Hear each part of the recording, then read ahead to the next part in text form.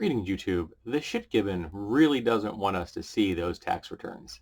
Um, the shit-gibbon's accounting firm must turn over 8 years of personal and corporate tax returns to Manhattan prosecutors.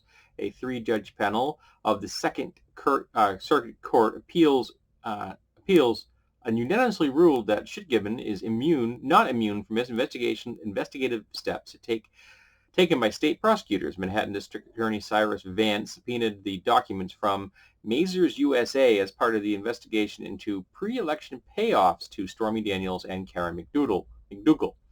The shit-gibbon then sued the DA's office to block the subpoena, arguing that as president, he's immune not only from prosecution, but from investigations. That's bullshit. A district judge dismissed the argument in October, which the shit-gibbon then appealed. Today, the appeals court said that because the shit-gibbon's accounting firm, not the shit-gibbon himself, was subpoenaed for the documents, it didn't matter whether presidents have immunity. The shit-gibbon's lawyer, Jay Sekulow, said the shit-gibbon would ask the Supreme Court to overturn the ruling, which they probably will, because the Supreme Court members that have been put into power since his election know which side of their bread is being buttered on, and they are going to do everything in their power to support a president that is pushing such a socially conservative worldview, one that hurts, gay people and women and people of color and immigration. Yeah, they like the idea of having him in power so he can get more and more judges into place so that he can continue to ruin America long after we've thrown him into a cell and welded the door closed. But he desperately doesn't want us to see those tax returns, because we would then be able to have proof that he is, in fact, not a billionaire and probably never has been. I have a friend that was, on paper, a millionaire for a very brief period of time. Then, of course, markets do what markets do, and they collapsed. And suddenly he was no longer a millionaire. Still doing very well for himself, mind you, but he was no longer a millionaire. So maybe on paper, if you look at the documents in just the right light, under moonlight with maybe a little wine, it might look like the shit-gibbon was in fact a billionaire at one point. But when you look at the numbers in the hard cold cash, I'm betting it's not going to look too well.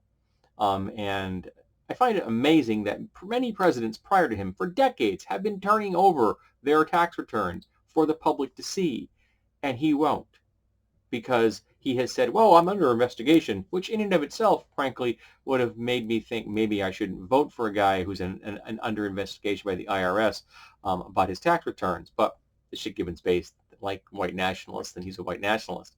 But you see, the IRS has said repeatedly that just because you're under investigation doesn't mean you can't release your tax returns. And the shit-gibbon just keeps repeating over and over and over again that he can't release them because he's under investigation, whereas the IRS continues to say, yes, you can. There's nothing stopping you. And then he just keeps saying it. Again, if you say a lie long enough and loud enough, some people will apparently believe it's true.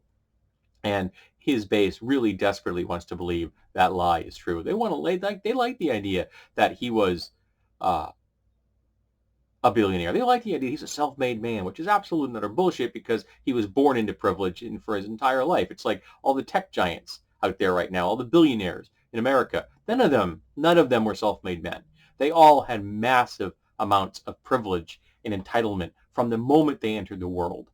None of these guys built their businesses in garages, and the shit-gibbon it wasn't a scrappy upstart that became a billionaire and then president. No, he's a white nationalist that was fed with a silver spoon from the day he was born, and I'm hoping that it ends shortly when he'll have to use plastic silverware in prison, because that would really, really make me smile.